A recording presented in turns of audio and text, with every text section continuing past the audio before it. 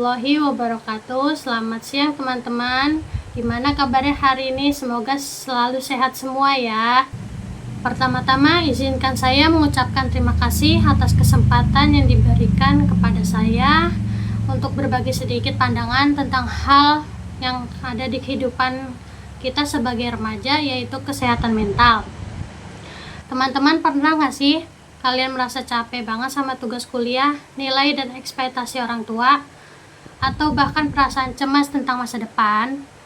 Aku yakin hampir semua kita merasakan hal itu. Kadang kita berpikir aku harus kuat, tapi di sisi lain hati dan pikiran kita rasanya udah penuh banget. Mungkin banyak dari kita yang sering merasa lelah, cemas, atau bahkan tidak termotivasi. Kadang kita berpikir, ini cuma capek saja. Tapi kalau perasaan itu terus muncul dan bikin kita kehilangan semangat belajar atau bergaul, bisa jadi itu tanda bahwa kesehatan kita terganggu. Nah, lewat kesempatan ini, saya ingin mengajak kita semua untuk lebih sadar bahwa kesehatan mental itu sama pentingnya dengan kesehatan fisik.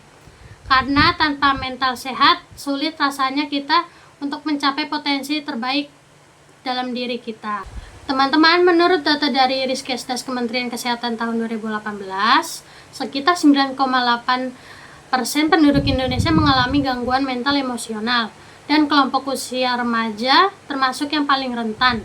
Artinya hampir 1 dari 10 remaja menghadapi stres, kecemasan, atau bahkan depresi, tapi banyaknya yang nggak menyadarinya.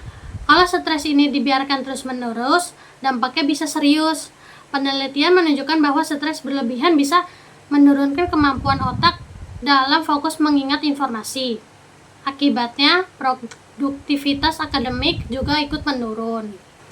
Jadi, kalau kita merasa nilai kita turun atau sulit berkonsentrasi, mungkin bukan karena kita merasa malas, tapi karena mental kita sedang lelah.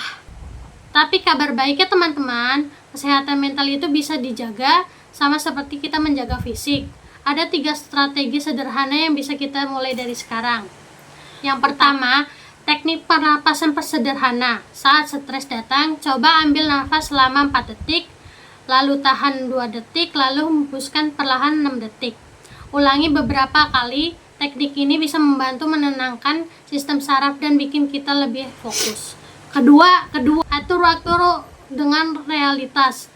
Banyak dari kita sering menunda tugas sampai menumpuk, lalu panik di akhir. Coba buat jadwal harian ringan tapi konsisten. Misalnya 2 jam belajar, 1 jam istirahat, lalu lanjut aktivitas lainnya.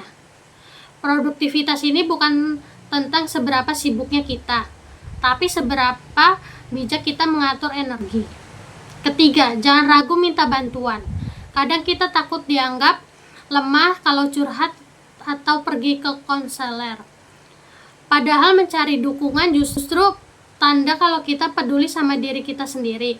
Baik itu teman, guru, atau bahkan profesional. Mereka bisa bantu kita keluar dari pikiran yang berat. WHO juga pernah melaporkan bahwa dukungan sebaya terbukti efektif dalam membantu remaja menghadapi stres.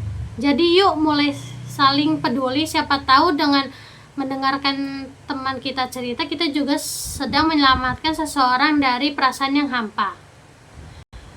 Teman-teman, setiap dari kita punya potensi besar, tapi potensi itu nggak akan berkembang kalau kita terus terbebani dengan stres dan kecemasan. Menjaga kesehatan mental bukan berarti kita lemah, tapi justru untuk keberanian untuk mengenal diri sendiri.